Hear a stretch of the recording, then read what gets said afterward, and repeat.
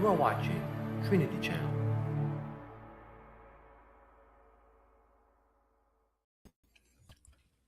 Hi, I'm Don Deal. I'm the host here at ABNSET's Trinity Channel show, Spiritual Warfare. Today's show, we're going to be discussing UFOs. It's been in the news a lot. It's an entertainment. It's pretty much everywhere.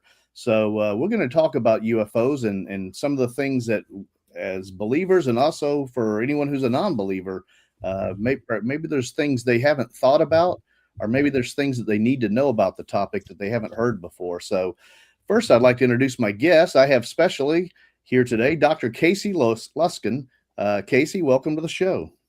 Great to be with you, Don. Thanks so much for having me. I'm very pleased to have you here today. For those who don't know Casey, he's the Associate Director of the Center for Science and Culture at the Discovery Institute. He holds a PhD in geology from the University of Johannesburg and a BS and MS degrees in Earth Sciences from the University of California, San Diego. In addition, he has a law degree from the University of San Diego. Dr. Luskin has been a California-based attorney since 2005. So the first impression I'm getting, Casey, is that you kind of lazed and laid around throughout college and education. You just couldn't figure out what you wanted to do. Well, the way my dad always puts it is I put too much time in school and I should have just been a plumber, and he's probably right about that. So well, yeah, we're definitely considering that for our video trapped college students in our household. The second guest is a frequent guest here, and call him a guest, call him a co-host, call him Dr. Danny. It's Dr. Danny Burnham, the pastor of First Baptist Church, Titusville. Welcome back, Danny. Thank you for having me, Don. Just don't call me late for dinner. You know, for those who don't know, Danny has a doctor of ministry degree from New Orleans Baptist Theological Seminary, one of the top 10 seminaries in the southern part of the U.S. and he has the difficulty of being my pastor at the same time. So we're talking about UFOs today. Why are we talking about UFOs today? Well, in 2023, the House Oversight Committee had a hearing in which they had former intelligence officer David Grush and military pilots testified about UAPs. And November of 2024, a subcommittee on national security in the U.S. hosted a hearing titled Unidentified Anomalous Phenomena.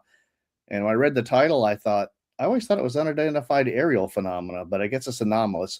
And I bet Casey knows why. Exposing the trail, he does know why. Good. To investigate classified programs and alleged government cover-ups. Let's see. Recently, they had a bipartisan committee hearing in 2026 this year, May, and in June 9th, that's last week. They had a Capitol Hill action spearheaded by the House Oversight Committee on UAP Caucus.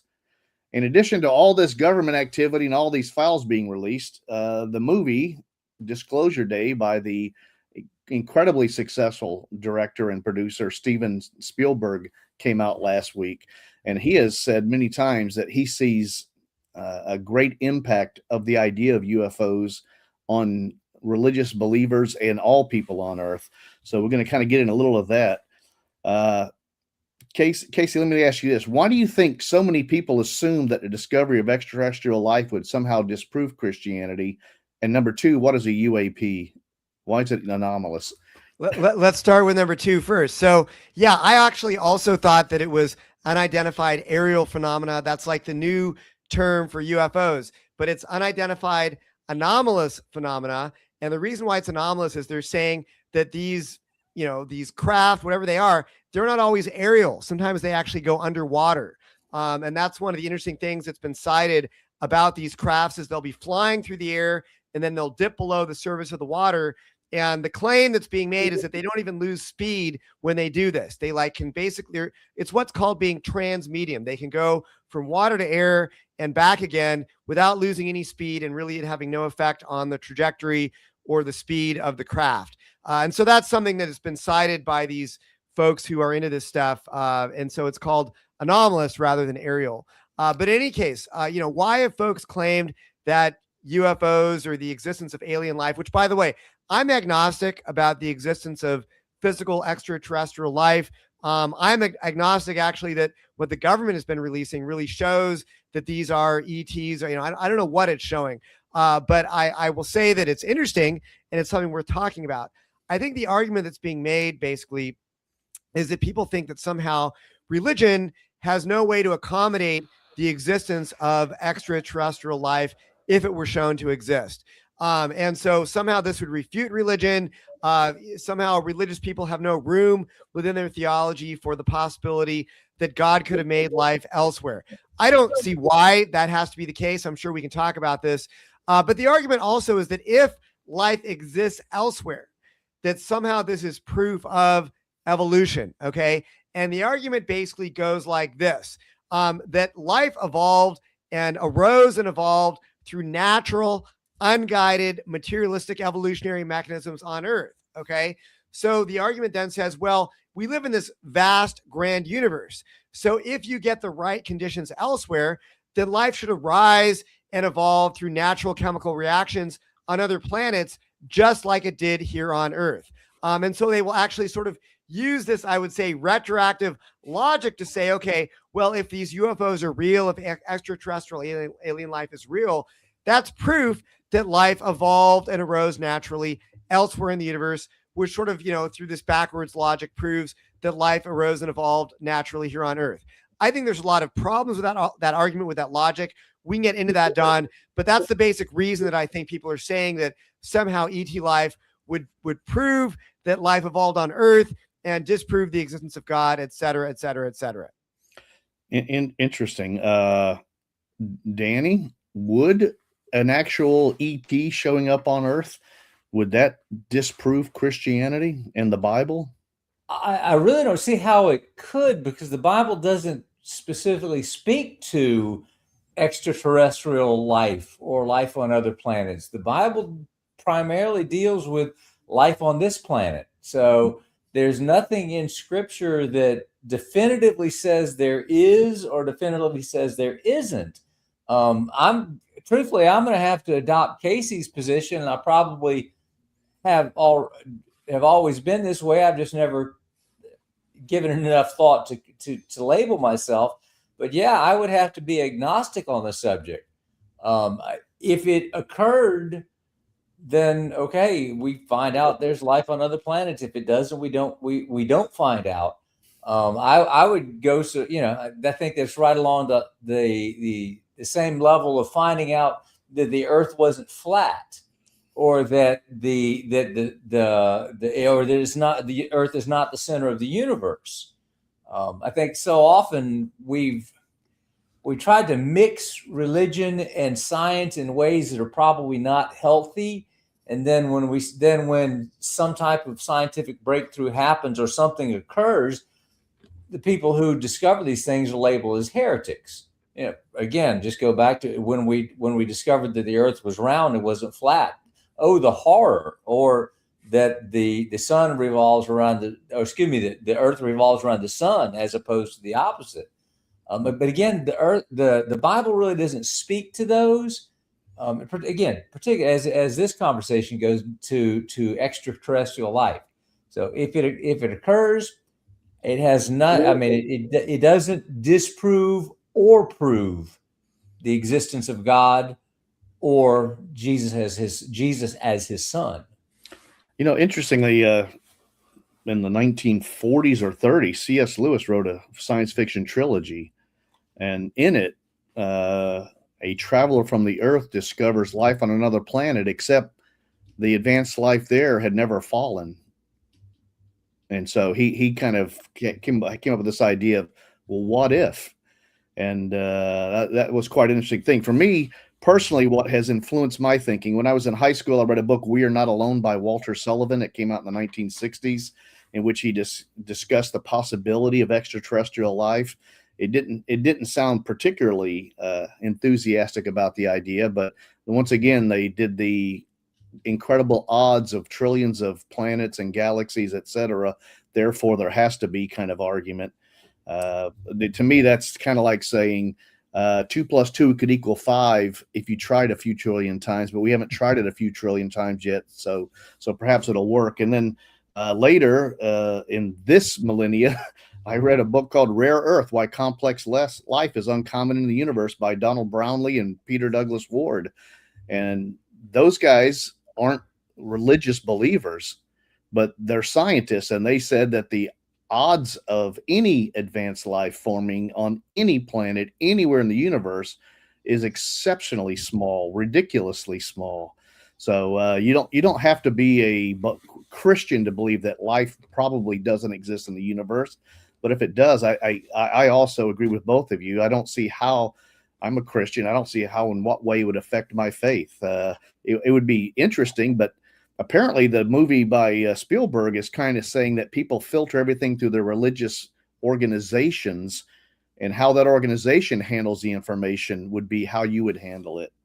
Well, and kind of going back to your question, Don, and I'm sure Casey has certainly got thoughts on this. Yeah, how much of our thoughts are influenced by movies? Mm-hmm. And from my perspective, I think a lot of people would look at the proof of extraterrestrial life as being affirmation that, again, let's go back, and again, we're in Casey's area of expertise, but we look at the world, and clearly the idea of an unguided evolution just doesn't seem to fit with the world in which we live.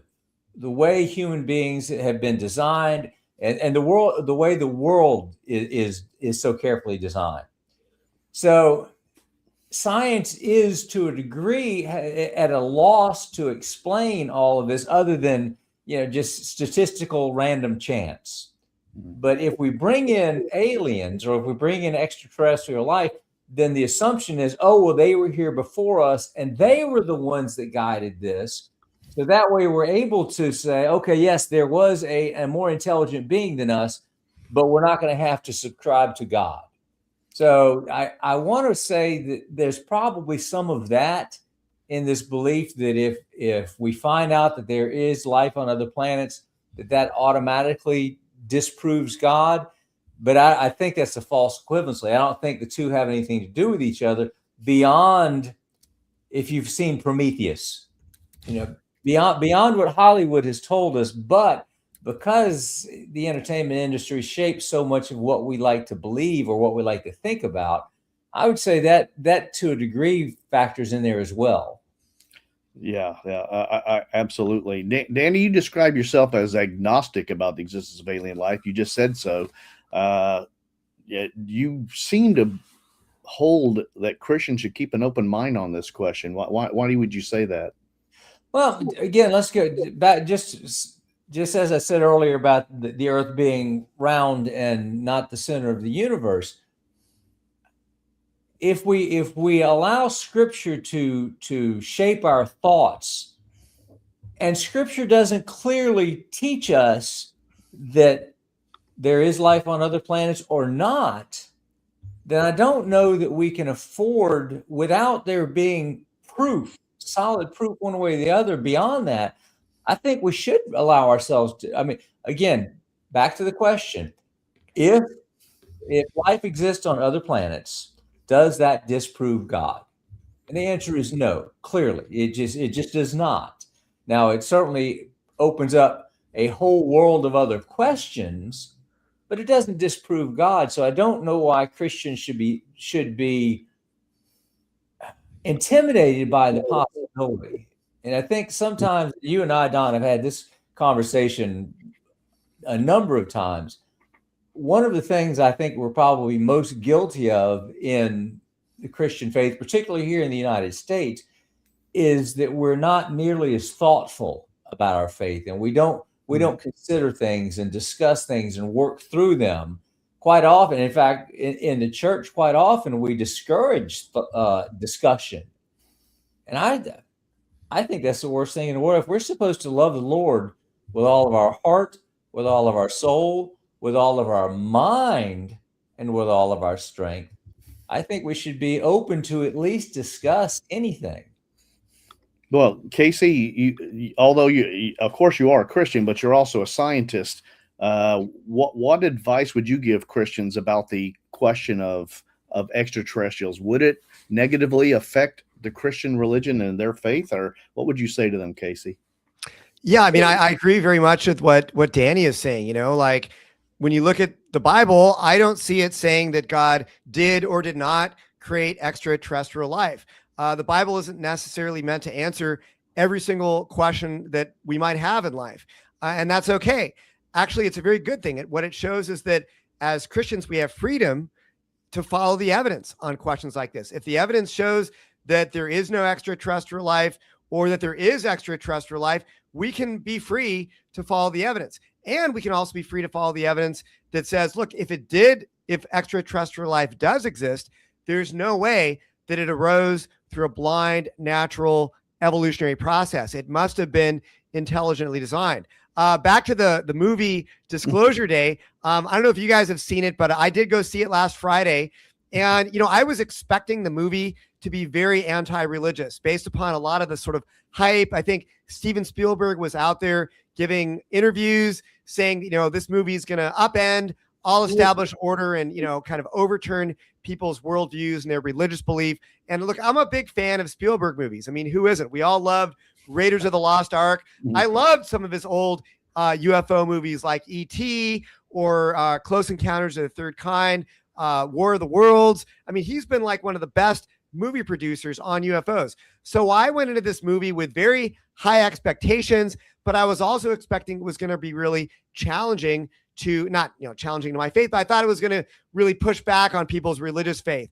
I was pleasantly surprised. I have to say, the bad guys in the movie Disclosure Day, Don and Danny, they were not the church. They were not religious people. It was actually the U.S. government. The U.S. government is definitely, if there's any like sort of organized, established, authority out there that the movie goes against, it's the U.S. government. It's not the religion or the church. The U.S. government in the movie has been hiding evidence of UFOs from society for decades. They're definitely the bad guys in the movie. The church is actually portrayed as very thoughtful. There are some nuns in the movie. I don't want to spoil it too much, who are portrayed as very open-minded and kind of, I would say they would probably agree with a lot of what we're saying in this conversation right now. So the church is definitely not portrayed as the bad guy. Now, there are some twists in the movie without revealing too much or spoiling it too much, where some people want to kind of treat the aliens or the people who have been affected by aliens almost like they are gods. And it shows the tendency that some people might have to worship alien entities as gods or deities if they were ever revealed on Earth. And I think that is something that might be a realistic possibility. I don't believe that that UFOs or alien entities have actually been established as being real from the evidence that's been revealed in the real world so far. But I think that if it did happen, people might be inclined to treat them like substitute gods, substitute entities that, are replacing God. So that is certainly a conversation worth having. But again, I don't see any reason why that has to be the case. God, again, if aliens did exist, there's no way that they evolved through blind, unguided processes. And if I can sound off here for one more minute. Sure. A lot of times when you start to make these arguments, people will say, well, we don't really know what alien life would be like. Maybe it's not anything like life as we know it. Okay. Here's my take on that. No matter what, whether alien life, if it exists, whether it is like life on Earth or something different, we know one thing about life. Life requires a very high order and high energy state. Okay. All life is, whether it's life exactly like life on Earth or something different, it's going to be a very high order state of matter and a very high energy state of matter. And the interesting thing about everything we know about chemistry, this is like chemistry 101, is that chemical reactions, blind chemical reactions, they can produce high ordered states that are not high energy or high energy states that are not high order. But chemical reactions never produce states of matter that are both high energy and high order at the same time. Let me give you a couple examples. Things like volcanoes or hurricanes, those would be high energy states, but they're very chaotic. They're very disordered, okay? Or something like a crystal in a rock. Crystals are very, very high order, but they're very, very low energy, okay? So the only way that we can get what we see in life, both high order and high energy states of matter, is literally through our cells using molecular machines. that can harness energy from the environment and use it to build these high energy, high order states of matter that we see in living cells.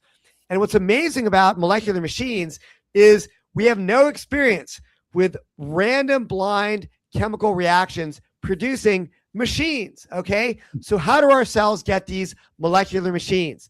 They do it through information that is encoded in our DNA.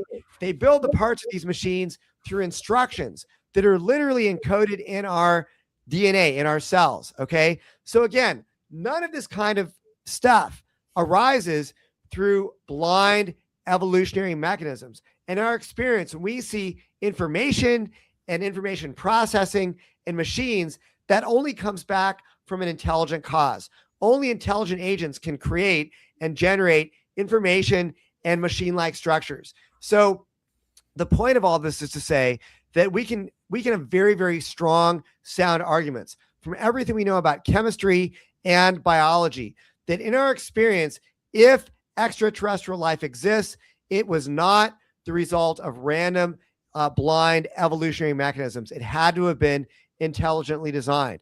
And that's why, if people are inclined to worship the aliens, well, what about those aliens? Where did they come from? How did they arise at their highly complicated states? It always is going to require us tracing back to a mind and intelligence that did not evolve. And in my view, that's who we would talk about being God. Interesting, but I'm thinking about what the atheists or the materialists or the evolutionists would say. I would think they would push back and say to you, aren't you begging the question that it didn't happen naturally?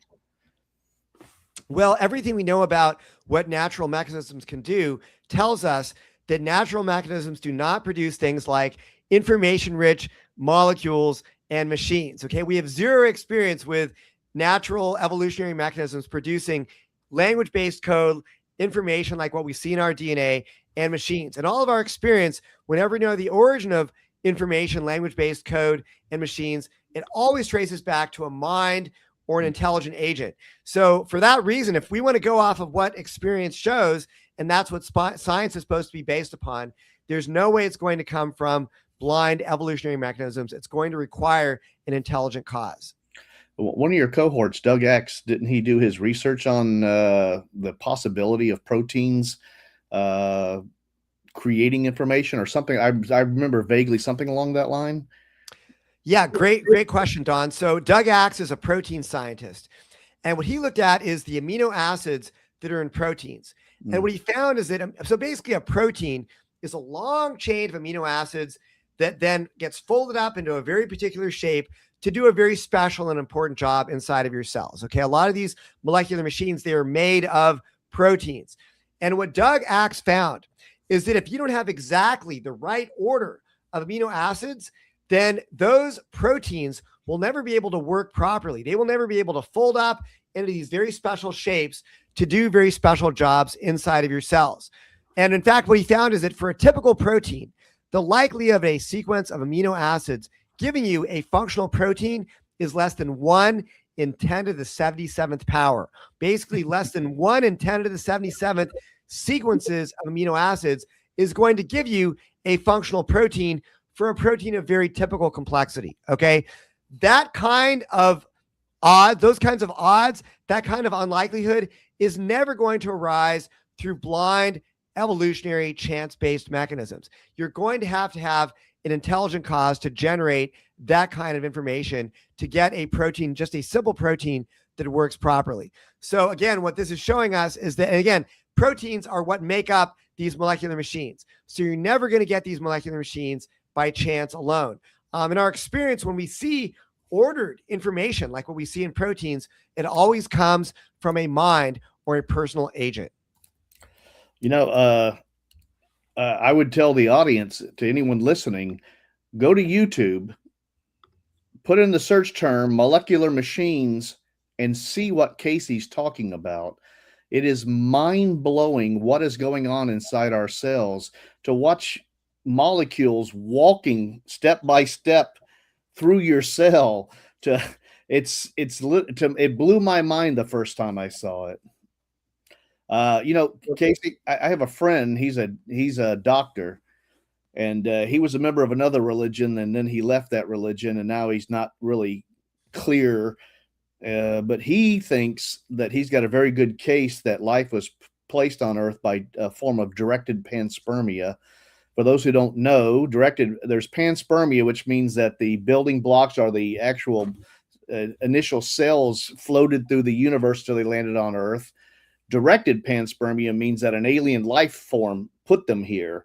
So one form says it happened accidentally, and all you would need is about a 20 square mile meteor with one cell in the center of it to protect it from all the radiation in between solar systems, which not very likely. But the directed panspermia, the idea is that an alien planted it here, just as Danny talked about the movie that had that as the premise. What was that movie called again, Danny?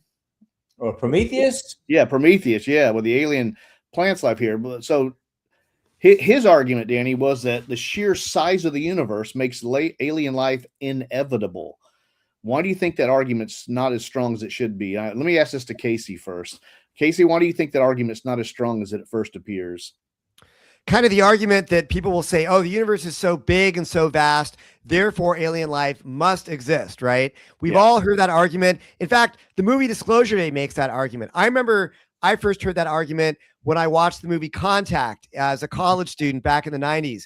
And they said, oh, the universe is so big. If it's just us, then it's an awful waste of space. Okay, so what is wrong with that argument? Well, first of all, that argument has evolutionary assumptions embedded in it. It assumes that life arose and evolved naturally on Earth, and therefore, if life exists elsewhere, then if you just get the right conditions somewhere else, life will arise and evolve through natural evolutionary mechanisms.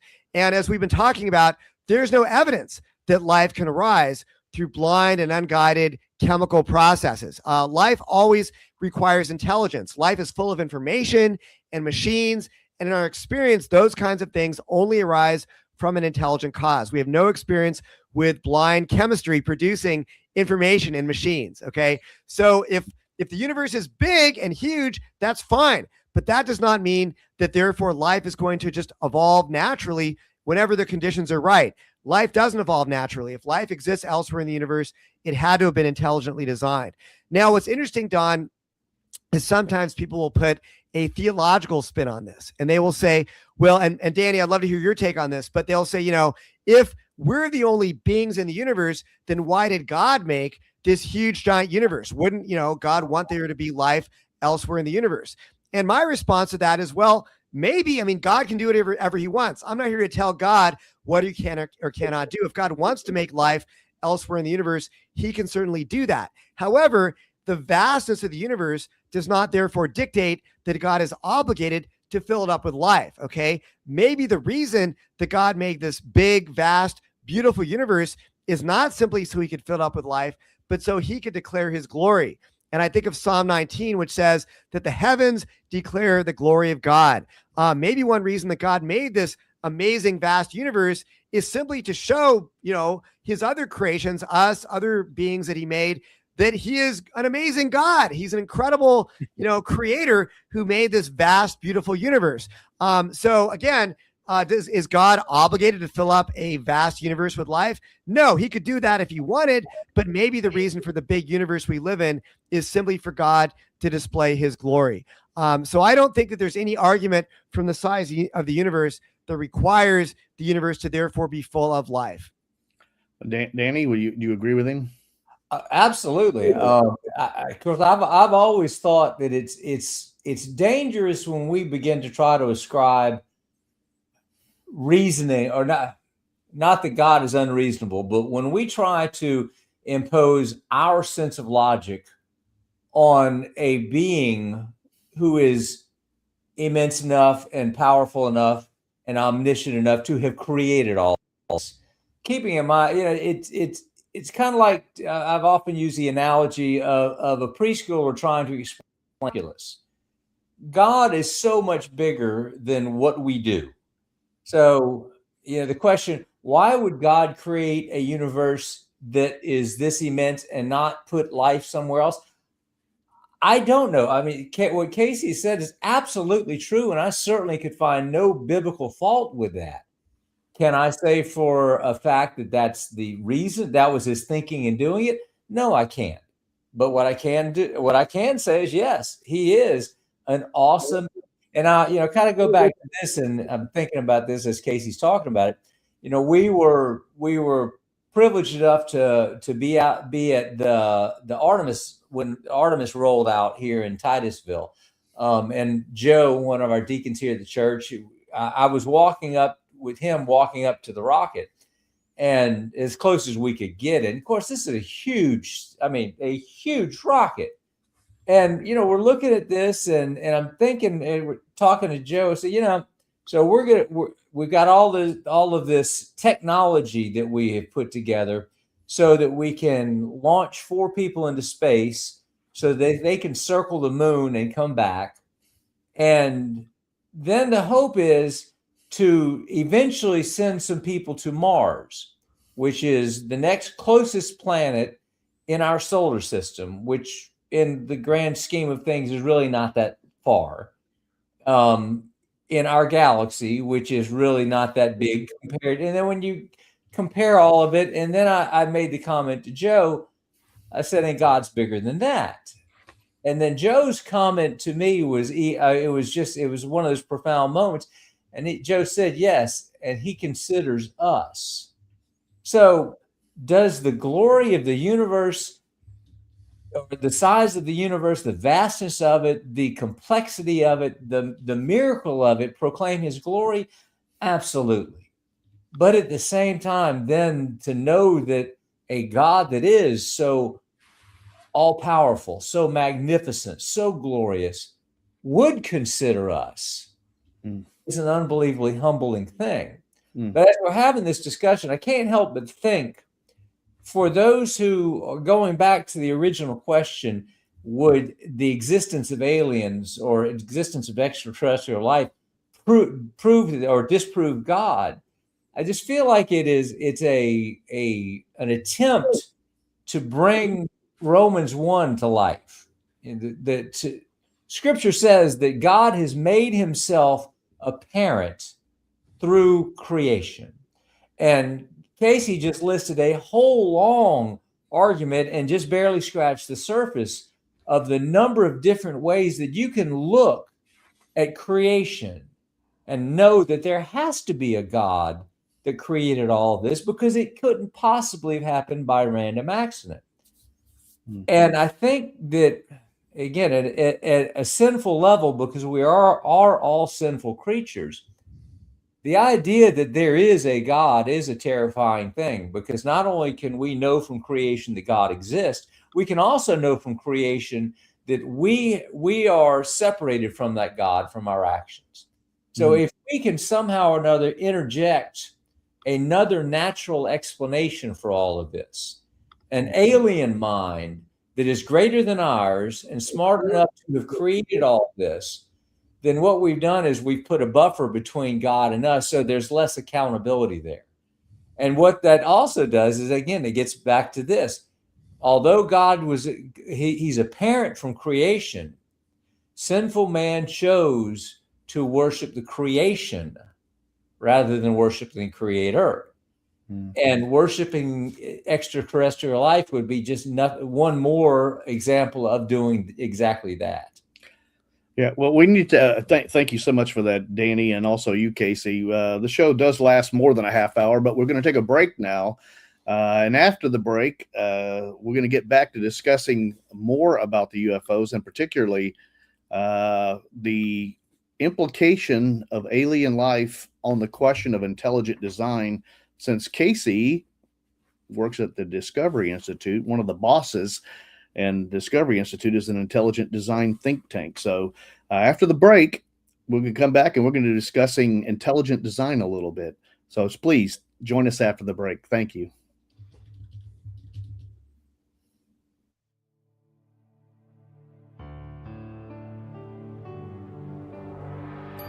You are watching Trinity Channel.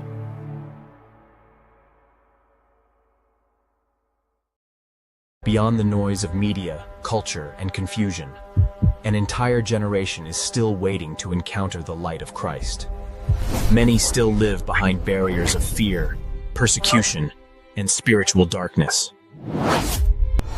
But God has opened new doors.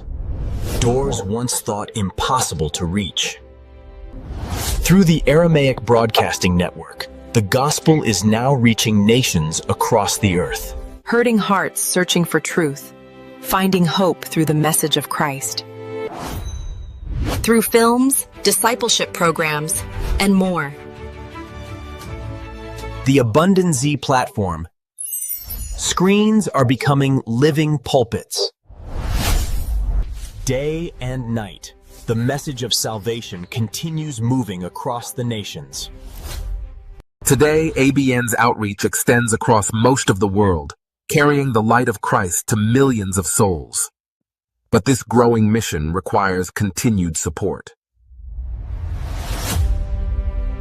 Production, technology, and faithful partners willing to stand in the gap.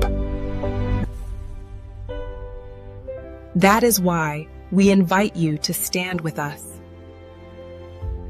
Through your prayers, your partnership, and your support.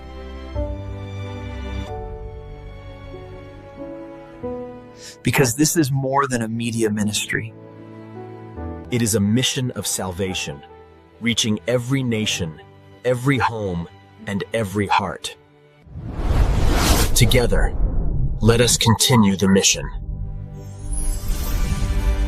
Until the whole world hears the message of salvation through the Lord Jesus Christ.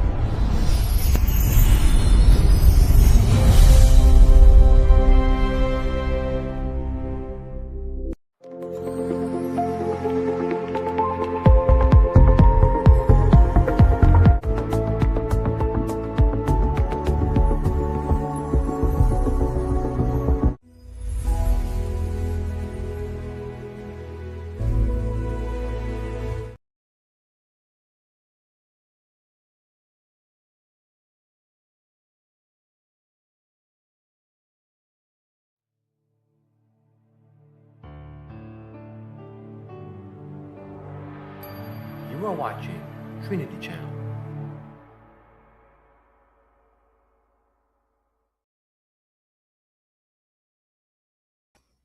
Hi, I'm Don Deal, Director of Classical Apologetics at Norm Geisel International Ministries. You're here on Trinity Channel's show on spiritual warfare. And spiritual warfare isn't just always about demons, although we will get into that in a bit with Danny. But and I don't mean get into demons with you, Danny. Please don't misunderstand what I'm saying. But we are discussing UFOs today and the possibility. This is all brought about because the U.S. government's been doing many hearings and releasing much information on UFOs. And the new movie Disclosure Day has gotten the topic as a hot topic where everybody's talking about it. And as I thought about the idea of intelligent extraterrestrials visiting us, my first thought was that if they visited a member of Gen Z first, then the first English word they would hear would be bro. Actually, Don, it would be brah. Bruh. Bruh. Yeah, it's bruh now. Sorry, I'm always a couple of years behind. Well, just before the break, we were discussing, directed panspermia, among other things. And for those who don't know, once again, directed panspermia is the idea that aliens planted life here. And I believe Francis Crick, the co-discoverer of the double helix nature of DNA, was a proponent of the idea of directed panspermia, or at least of panspermia in general. What is it possible, panspermia, Casey?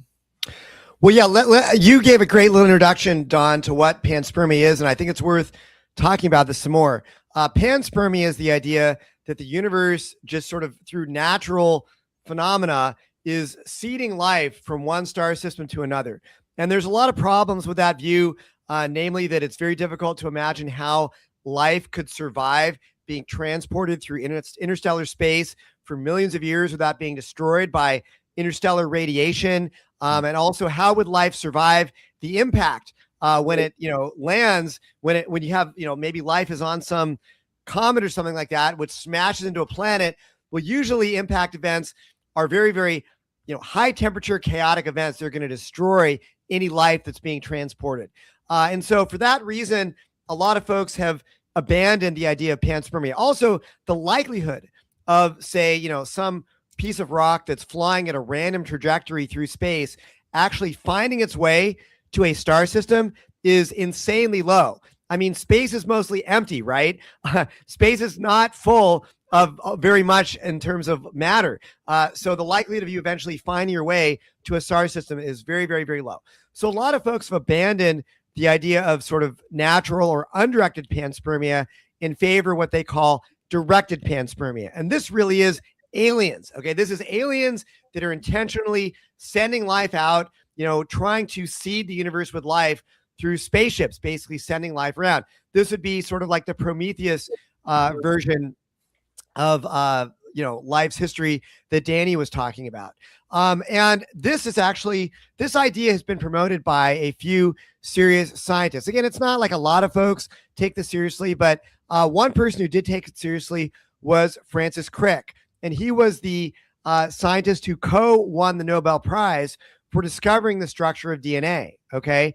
And so this is very interesting. But what's interesting even more, I think, is why did Francis Crick appeal to directed panspermia? Well, one of the reasons why is because he actually was very honest, and he admitted that the likelihood of life evolving and arising naturally on Earth was very, very low. And this is actually what Francis Crick said. He said, let me try to find this quote here. I'm not finding it. Anyway, Francis Crick basically said that you would need to have a miracle for life to be able to get started on Earth, because it would be so unlikely. So he tried to basically push the question back by saying, well, maybe aliens seeded life on Earth. So look, these are basically arguments and explanations that are very, very hard to test scientifically and falsify. Because we can make all kinds of arguments that, okay, there's problems with being able to get enough fuel on an alien spaceship to be able to transport life from one star system to another. We can list all these technological obstacles, and people are just going to say, well, maybe aliens had very advanced technology that we haven't discovered yet that allowed them to transport life from one star system to another. These are really not, in my opinion, testable scientific claims. However, here's something that you can take to the bank. All right. If you want to appeal to aliens trying to produce and explain how life got here on Earth, there is something that aliens are never going to be able to explain. And that is the origin of the universe. Okay. When we talk about our universe, all the best scientific evidence shows that our universe had a beginning. Okay. Whether you believe in a billion-year-old universe or a universe that's only a few thousand years old, I personally believe in the standard billion-year-old universe. The universe had a beginning. Okay.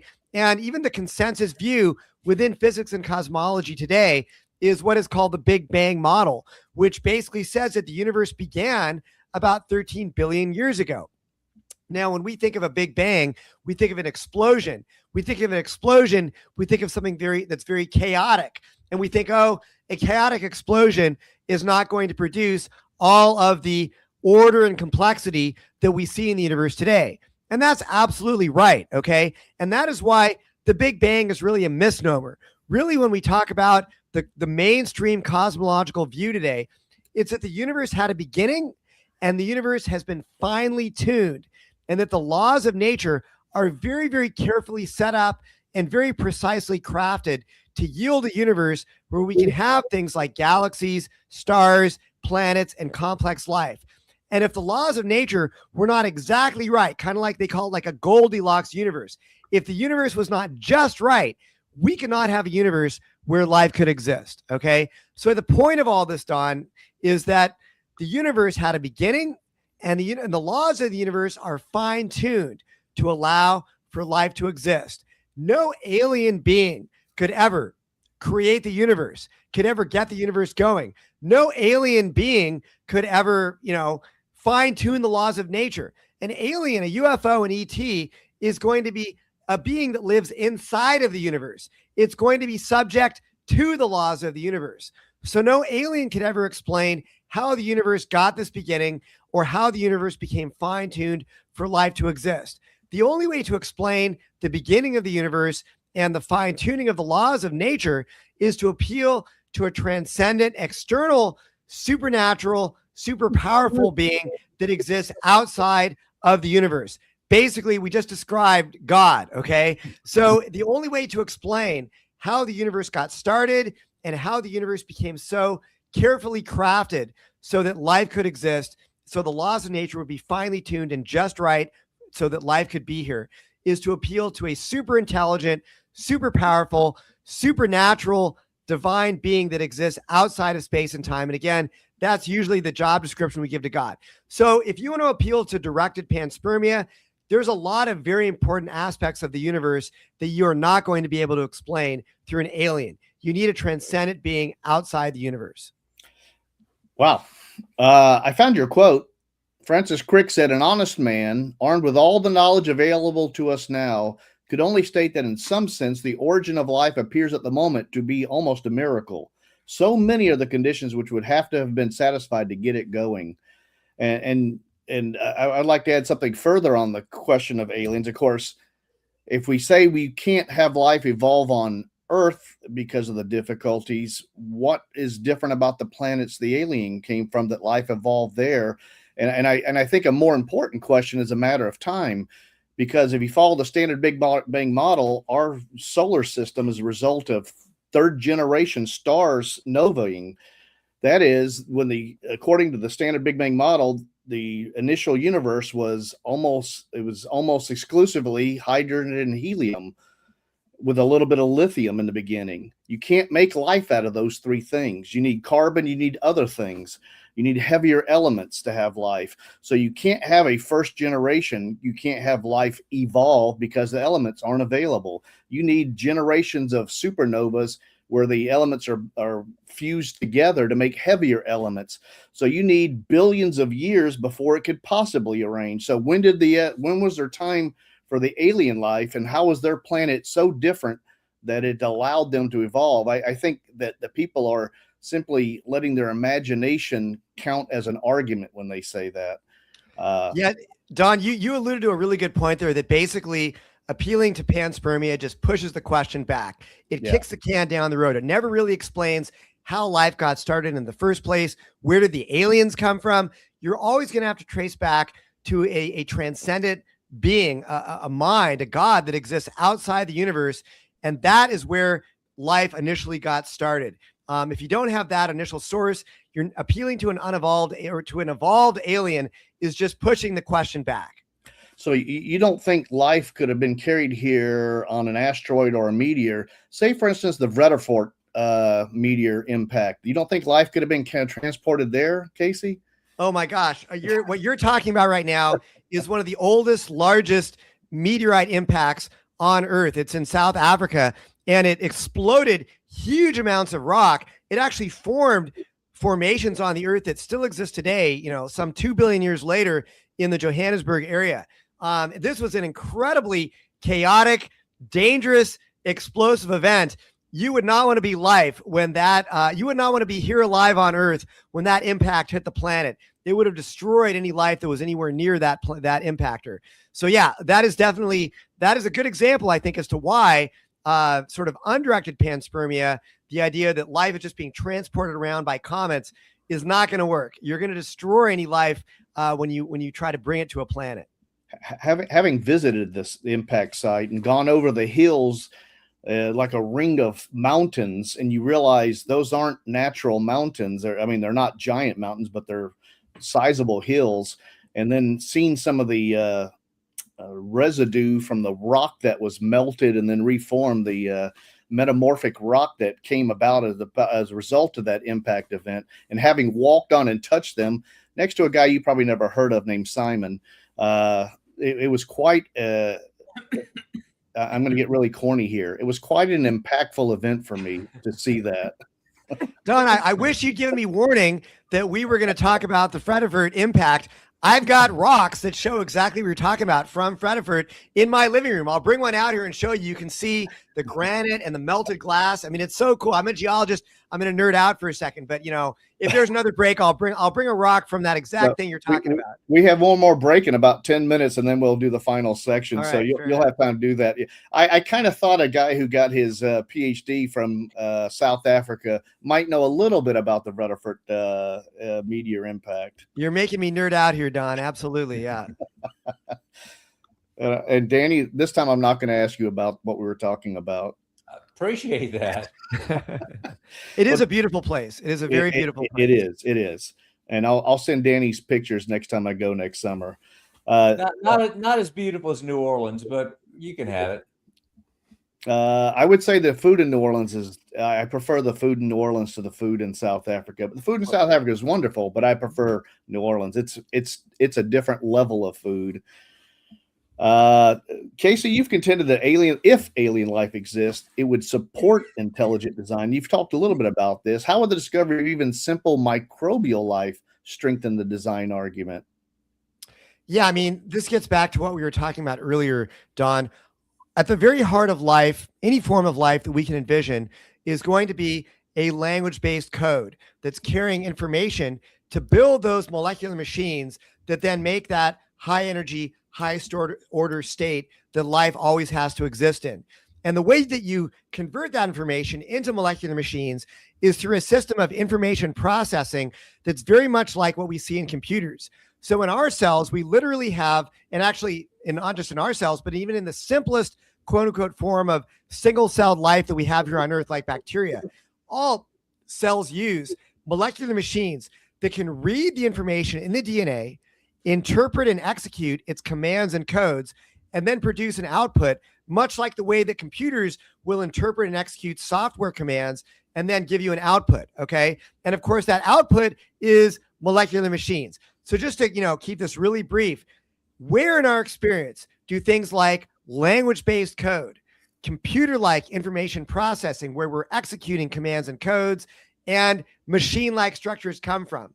In all of our experience, these things have only one known cause, and that would be intelligence. And yet at the very heart of life, even the simplest one-celled form of life on our planet, like a bacterium, has language-based code, computer-like information processing, and molecular machines. So no matter what kind of life we're talking about, quote unquote, simple, there is no such thing as simple life, but simple or advanced, it's going to require intelligent design.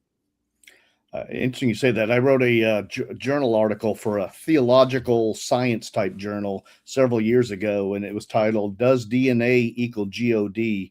And I basically stole everything that Stephen wrote in his book,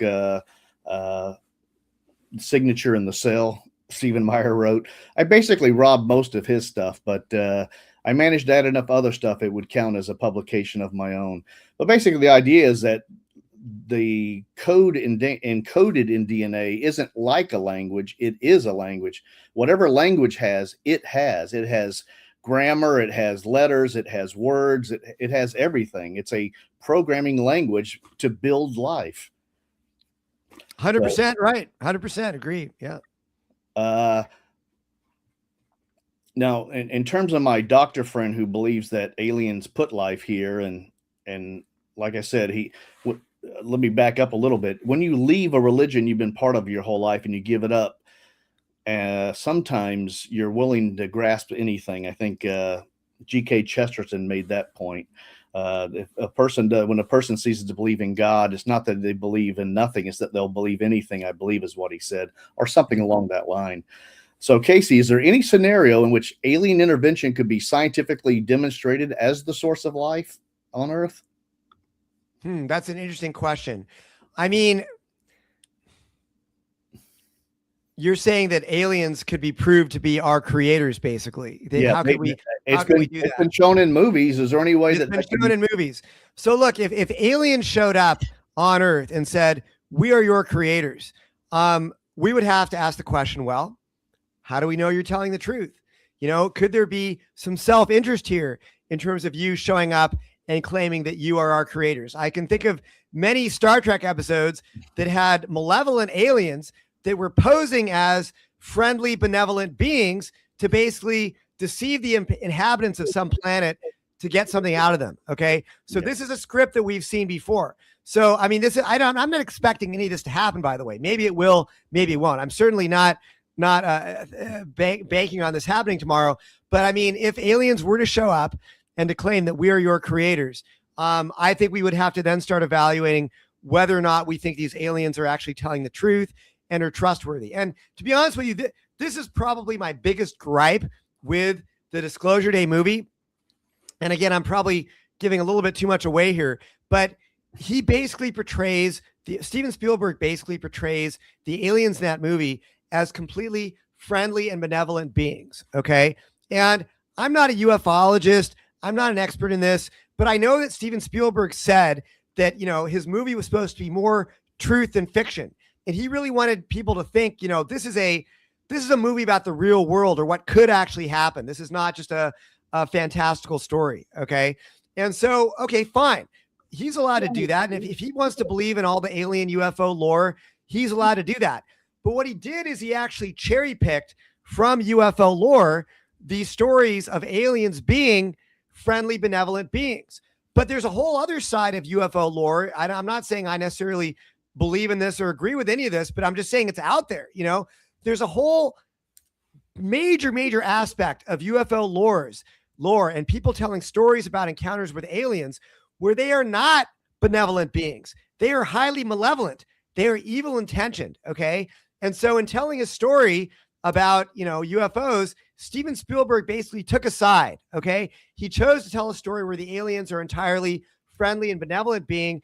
And he ignored all the folks, out there who were saying, no, actually these beings are malevolent or evil or whatever you want to call them. And again, I'm not saying I believe in this stuff. I'm just saying it's very interesting that Steven Spielberg took a side in that UFO lore debate as to whether or not aliens really are friendly or not.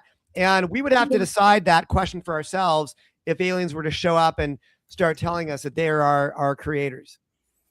You remind me of one of my Twilight Zone favorite episodes, Casey.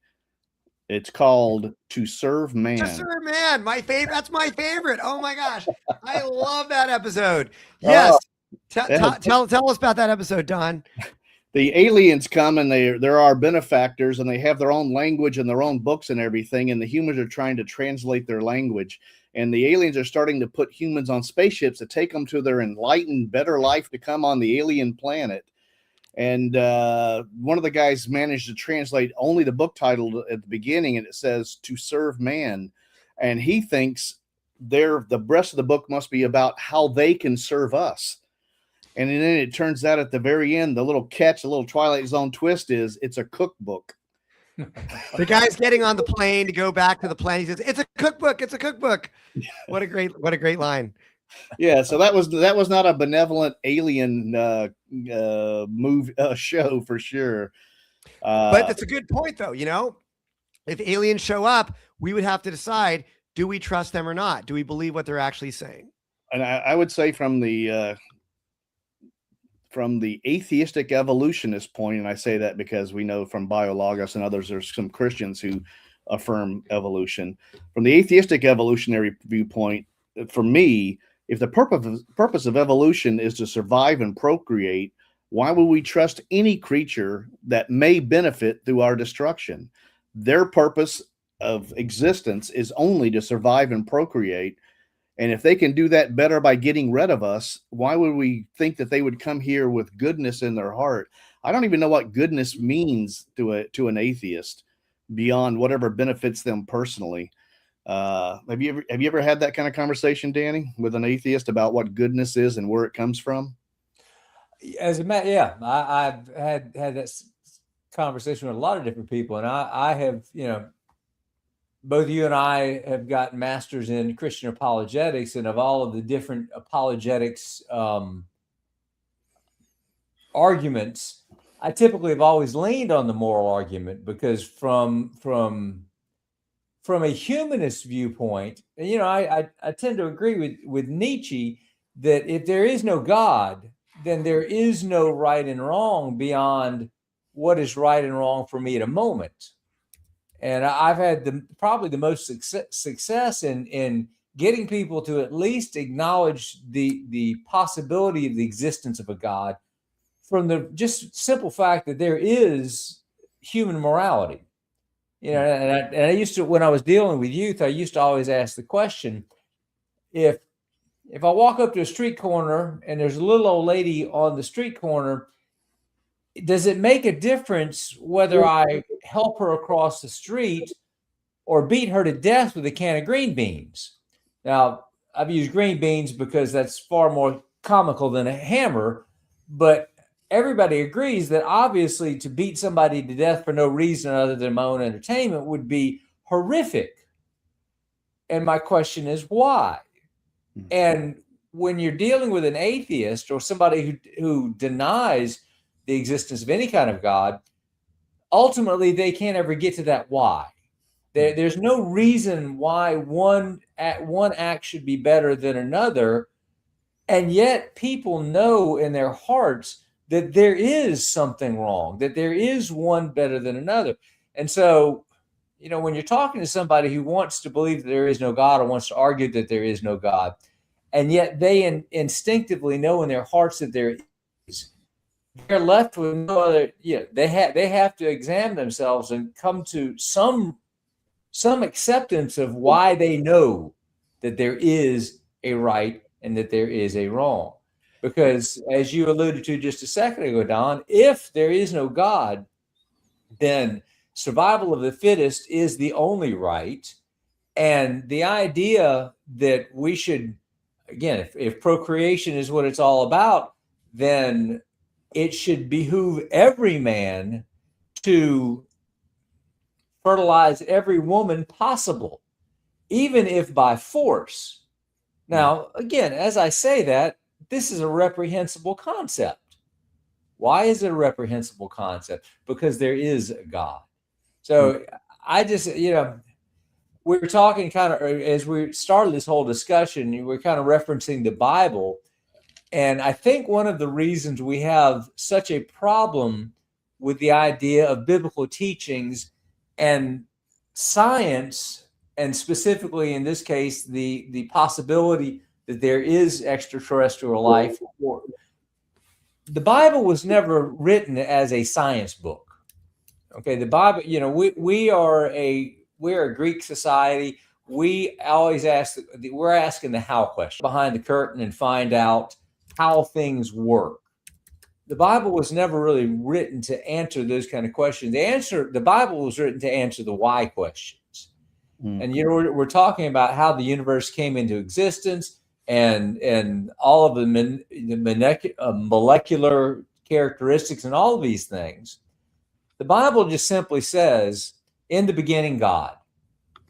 God doesn't go into great detail as to how he did all. I mean, we get a brief explanation in Genesis, but it is considering the vastness of the universe, the complexity of life, that's a really brief description. God doesn't spend a lot of time explaining how he did it. His what he's wanting us to know is that he did it, and that we give him credit for it, and that it is to his glory versus us. And I'm not saying there's anything wrong with us trying to better understand the universe, but at the end of the day, we all really do have to accept that none of us will ever be smart enough to figure all of this out. And the universe will always have a great level of mystery to us because we aren't God. But back to your moral question. No, if you're an atheist, you got no solid ground for moral other than, well, everybody thinks it's that way. One of the things that struck me as being a conflict in my mind on almost all these happy, kind, benevolent alien movies are the idea that they share a moral framework with us, that somehow what we have come to understand as right or wrong is what they would think was right or wrong, that helping others would be right or wrong. And if evolution doesn't provide a satisfactory explanation on Earth, why would it on a different planet? Why would they think benevolence is good? I know the whole benevolence is what was programmed into us through our ancestors who were more benevolent and shared survived at a greater rate than those who were selfish and didn't. But that doesn't tell me why I should be benevolent or share. If Elon Musk wants to be the richest guy on earth, and I see so many complaints about his riches, why should he care about what they say as an individual?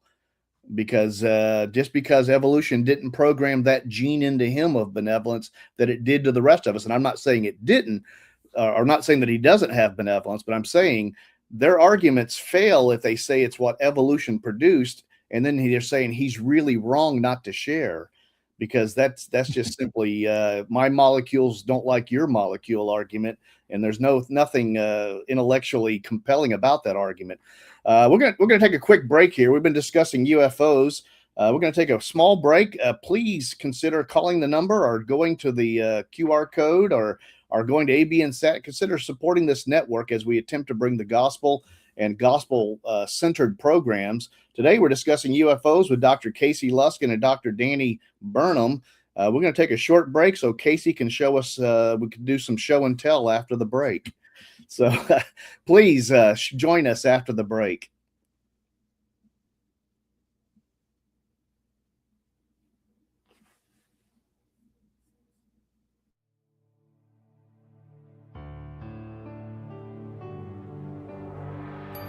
You are watching Trinity Channel. In a world filled with darkness, millions are still waiting to hear the name of Jesus for the very first time. Today, the 1040 window remains the most unreached region on Earth. A place where fear and persecution have kept countless souls isolated from the gospel. But the walls are coming down. Through social media, streaming platforms, and powerful cinematic productions, ABN has become a church without walls. Carrying the love of Jesus beyond borders, beyond restrictions, and directly into homes and hearts. Today, ABN's digital reach extends to nearly 95% of the world's population. To the persecuted, we bring kindness.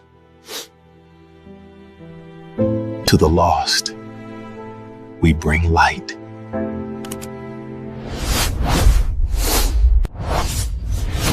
To the unreached, we bring the truth of the gospel.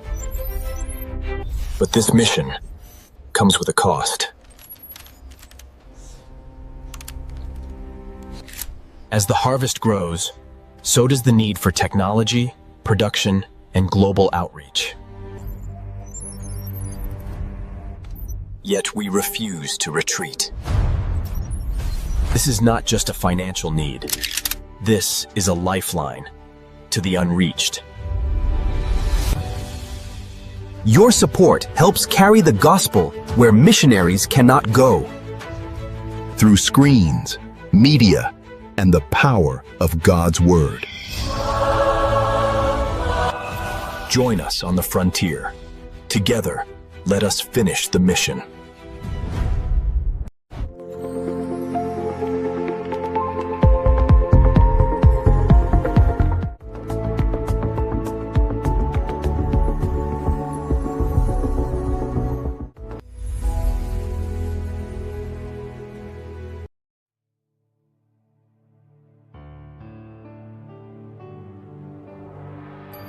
You are watching Trinity Channel.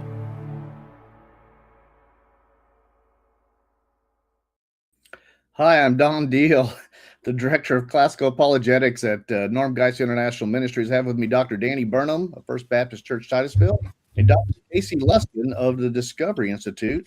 And I had a brief laugh there as I saw the show and tell portion of the program.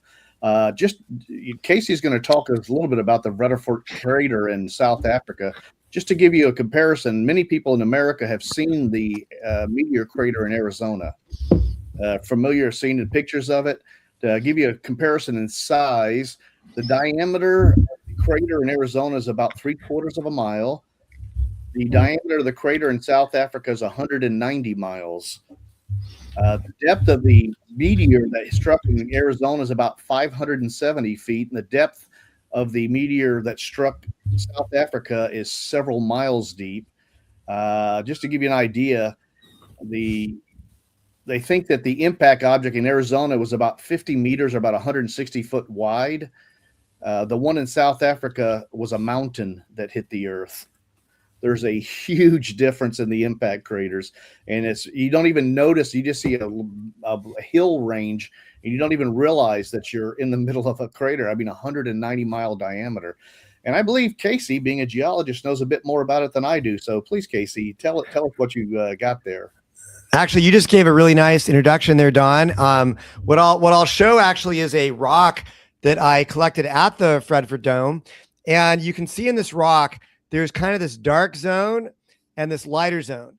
So what's going on here actually tells you the story of what happened when that giant mountain-sized asteroid hit the Earth at the Fredford Dome, and what happened next. What happened next was it hit a huge body of granite, okay? And so this lighter part up here, this is basically just pink granite, okay? And it's fairly undisturbed, undeformed. If you were to look at it in a microscope, it would have the classic minerals you find in granite like quartz, biotite, plagioclase, feldspar, et cetera, okay? Or that might actually be orthoclase. But anyway, you get the point. It's just sort of normal granite.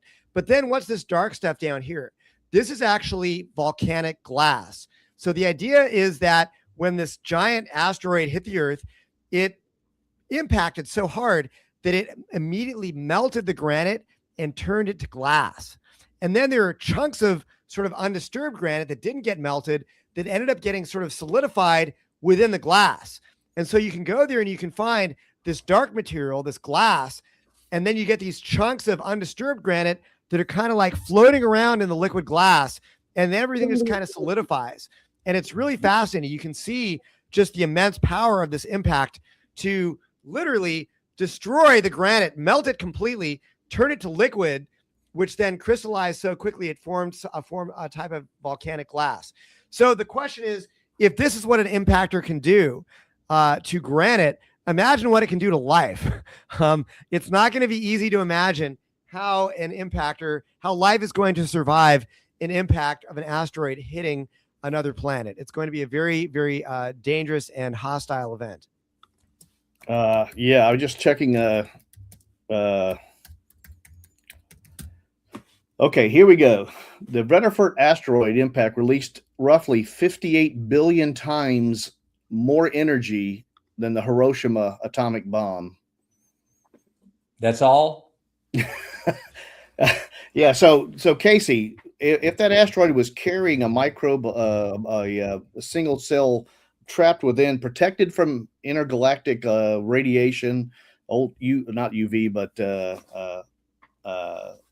whatever kind, various kinds of radiation that can destroy life, what would have happened to that life when it hit the Earth?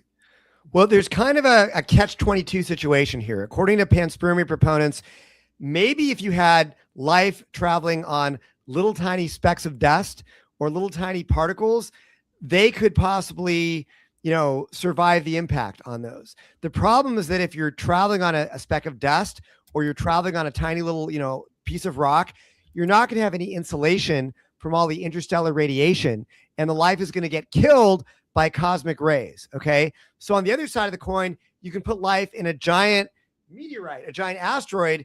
Maybe there it's going to get protected from the radiation. But the problem is now when that thing hits the planet, that is going to cause so much heat and energy, 58 billion times the amount of energy of Hiroshima for, a modest sized, mountain sized asteroid.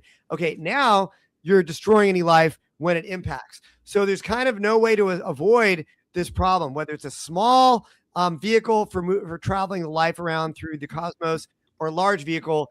Either way, it's not working.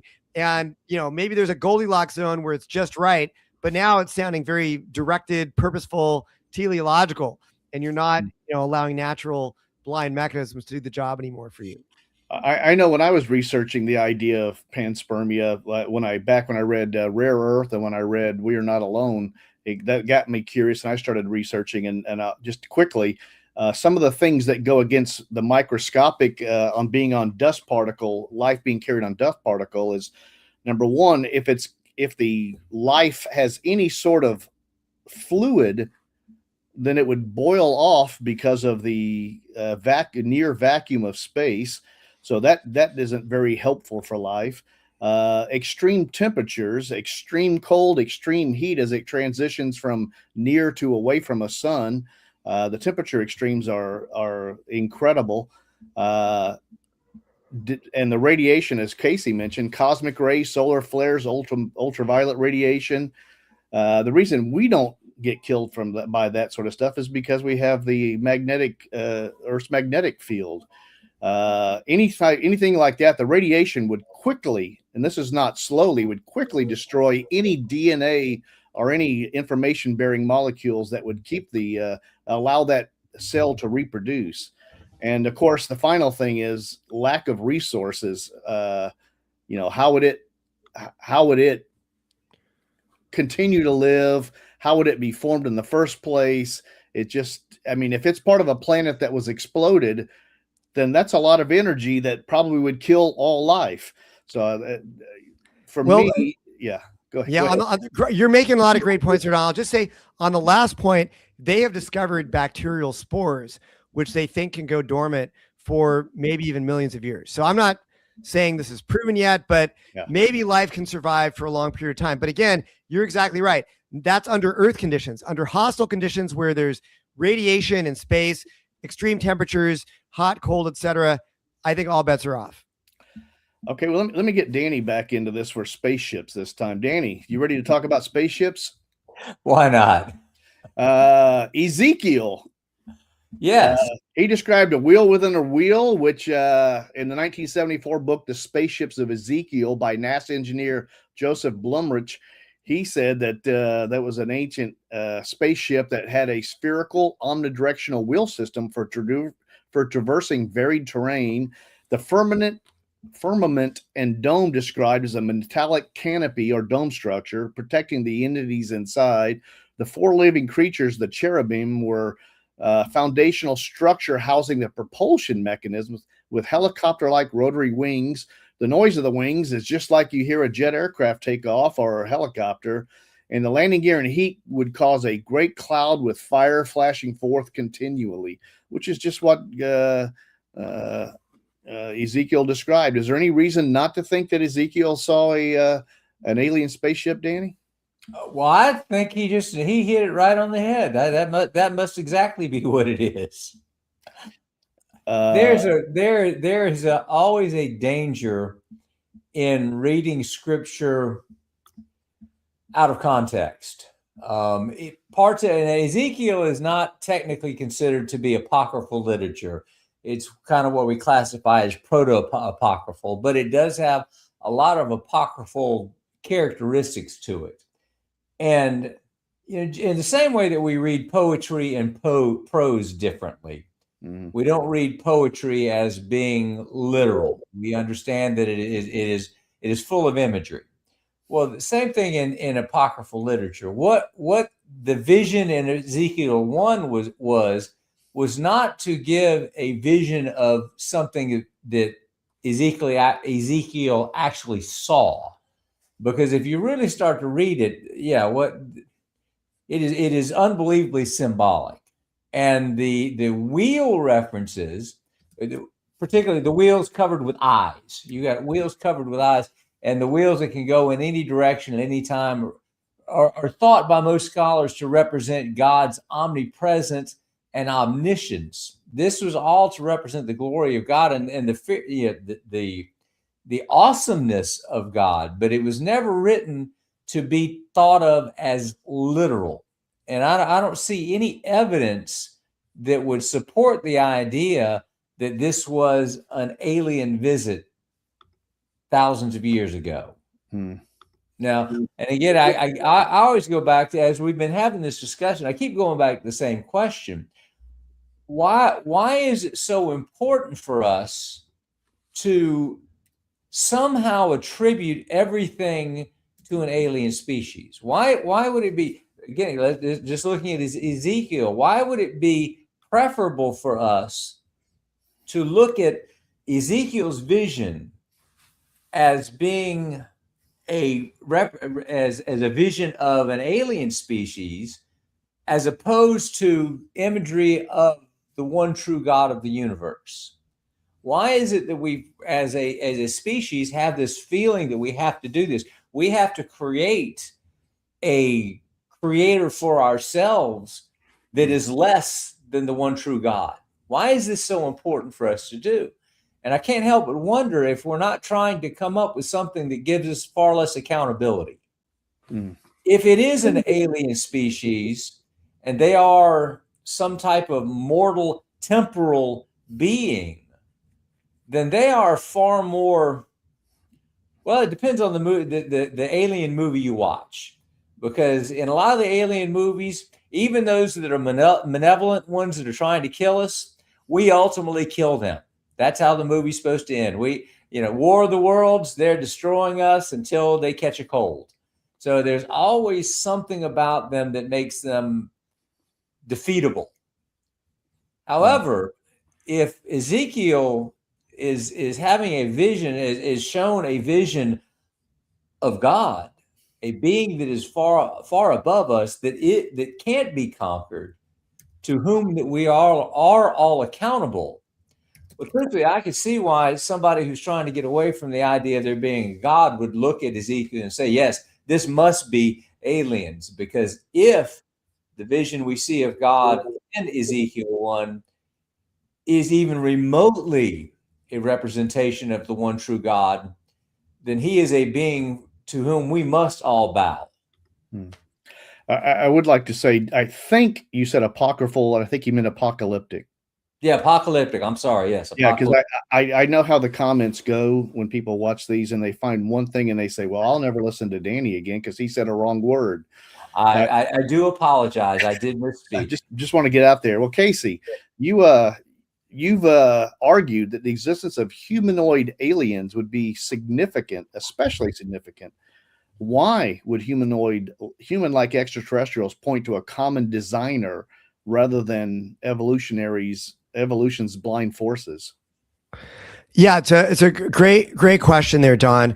So let's say, very hypothetically, this fantastical scenario that gray humanoid aliens land on the White House lawn. I'm not expecting that to happen, but if it did happen, I think it would be the ultimate disproof of Darwinism. Okay, so the stereotypical gray humanoid alien would be, we've seen it all in the movies, would have 2 arms, 2 legs, 2 eyes, and a head. People would recognize this as having a basic humanoid body plan. Now, some people are going to be tempted to say that we evolved these biological similarities independently, kind of like the Star Trek version of aliens where they always look just like we do. Evolutionary biologists call this convergent evolution. But the irony is that under an evolutionary view, the existence of the independent evolution of another organism with a body plan just like ours is incredibly improbable. So if you go according to what mainstream evolutionary biology says, Darwinian evolution is supposed to be blind and unguided. And this means that the likelihood of evolution on another planet independently generating humanoid life like us is infinitely small. And in fact, as I did research into this, I found that other scientists have recognized this point. The University of Chicago paleontologist David Raup, who passed away a few years ago, he was writing about ET life. And he said, quote, the majority of evolutionary biologists find the chance of an independent evolution of a recognizably humanoid creature to be essentially nil. Neil deGrasse Tyson, the well-known physicist who's an agnostic, he had an op-ed in the New York Times a few weeks ago talking about this whole alien disclosure stuff. And in that op-ed, he actually said that if there was, quote, humanoid aliens, this would, quote, shock him because it would be violating everything we know about biodiversity. Those are his words. So why would the existence of humanoid aliens shock him? Well, it's because, again, it's extremely unlikely to independently evolve the same basic humanoid body plan. So if there is something that's so similar to us, this would imply a common link, a common designer. And we know from our experience with intelligent agents that they regularly reuse parts that work in different systems. Engineers will reuse wheels on both cars and airplanes, or they'll reuse keyboards on tablets and cell phones. And when we see a high degree of similarity, ultimately that suggests a common intelligent designer, not Darwinian evolution. So if we do in fact find humanoid gray aliens, I think that points to common design much more than it points to, just sort of a blind, unguided, independent chance that we all stumbled upon the same body plan. Yeah, I think the late Harvard geologist and evolutionary biologist Stephen Jay Gould would agree with you. He always made the point in his books that life is contingent on Earth, and that it could have been much different. And the phrase the thought experiment he said if we rewound the tape of life, the story of life, and started it over again, and started from the origin of life and hit play again, he said the resulting evolutionary tree would look completely different, meaning humans and other specific species might never evolve. And he said that part of his understanding of evolution, of which I assume as a Harvard-trained scientist with a couple of PhDs, he would know what he's talking about. Number one, evolution's contingent, depending on the conditions and the random mutations bringing up life forms.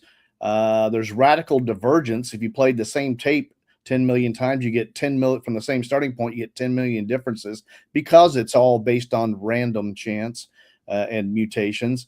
And humanity is his final point. Humanity has never been inevitable to happen on Earth. The idea that it would happen somewhere else is just taking the mathematically impossible.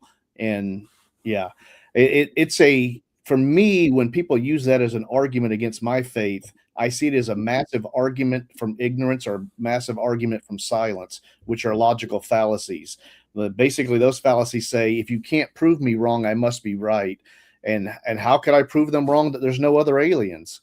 I mean, that's one of those things. I don't have the access to the materials to test that.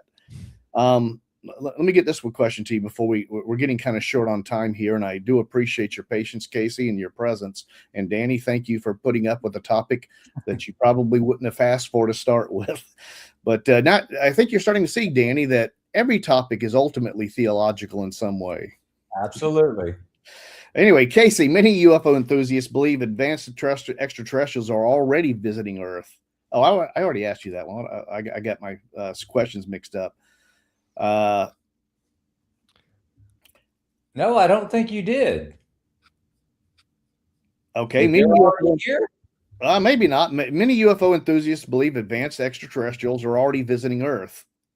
What scientific obstacles make interstellar travel much more difficult than most people realize? Yeah, I haven't asked that one yet. You're right.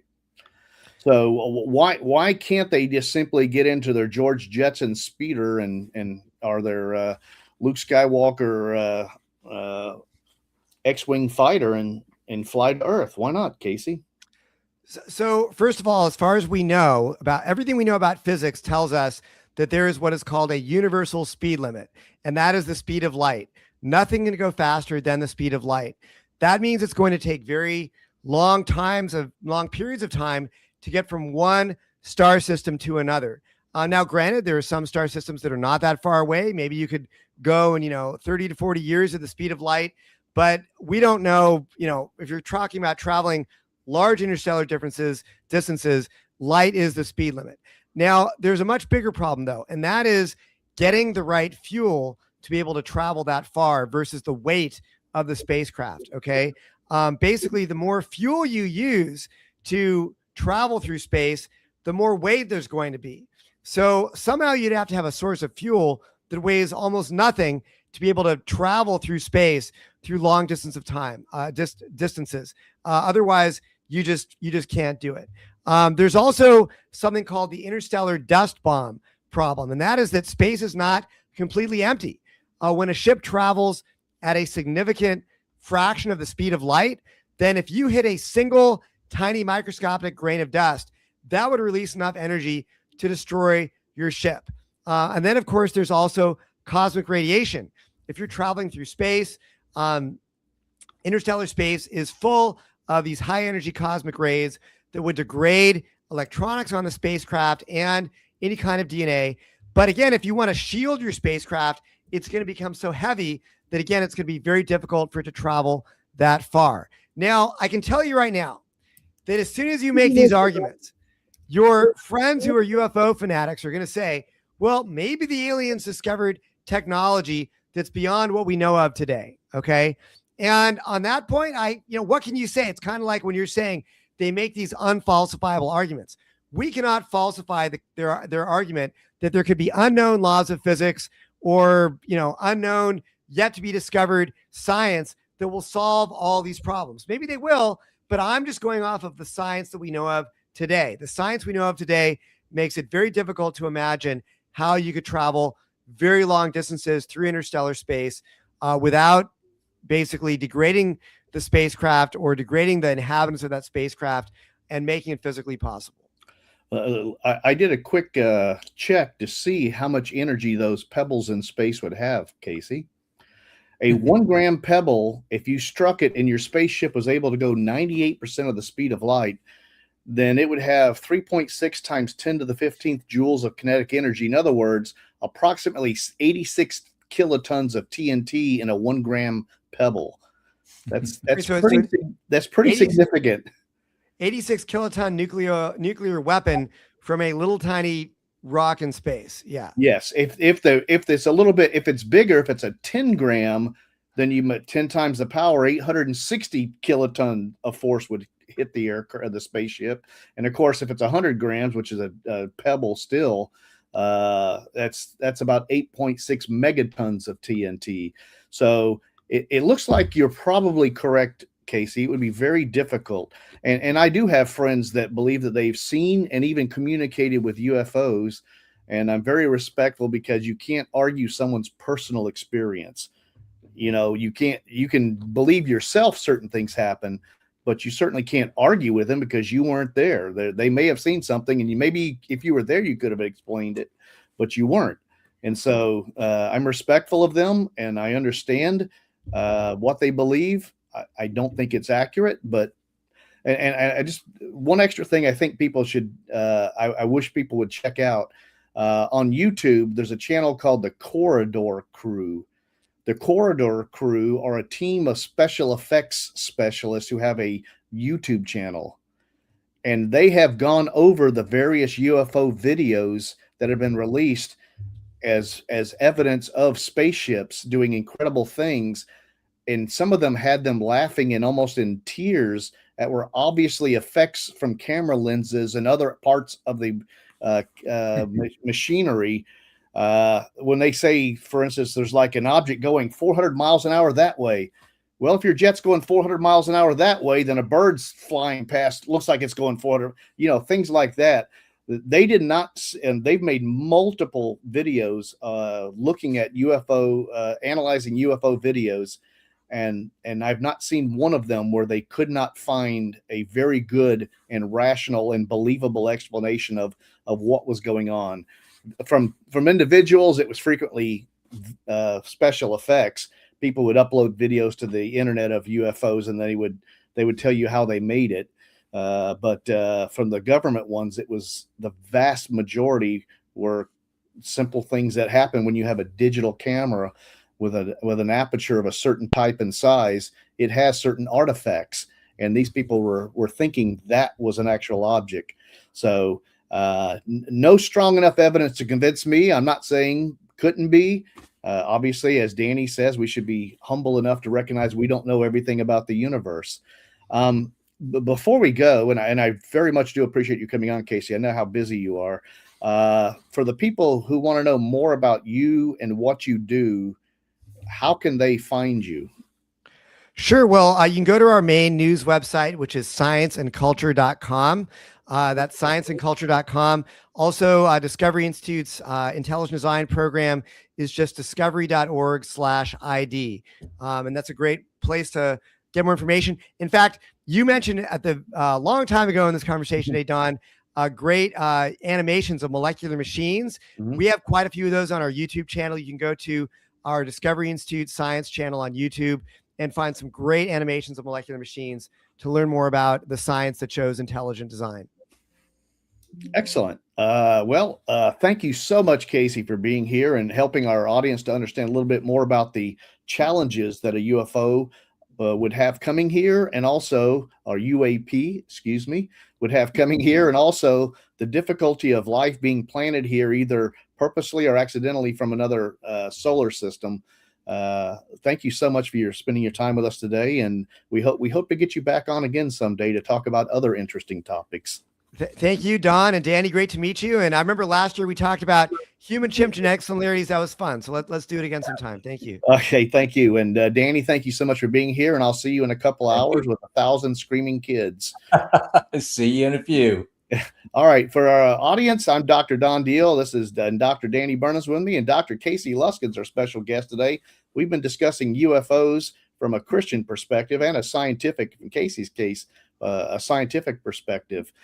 So we thank you for watching us today. We ask your support for ABN's series of networks as they bring the gospel and the gospel messages around the world. Thank you very much, and may God bless you. Good night.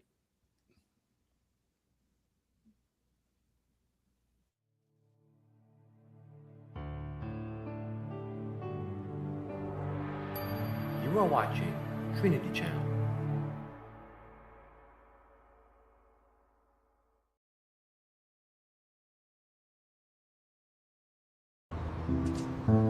In a world full of noise, people are still searching for peace. في وسط تعب هذا العالم، ما زالت القلوب تبحث عن السلام الحقيقي.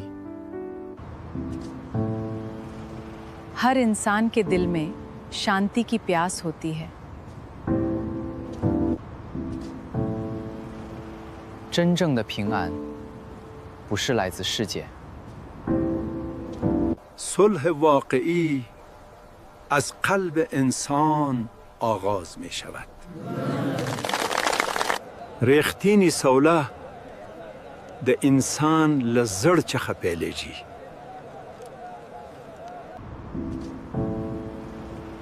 La paix commence à l'intérieur du cœur.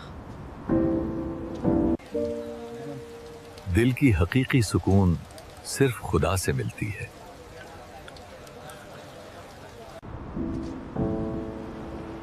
Damai sejati dimulai dari hati.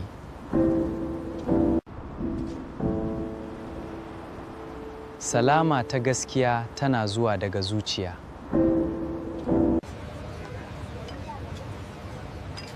Gerçek huzur insanın kalbinde başlar.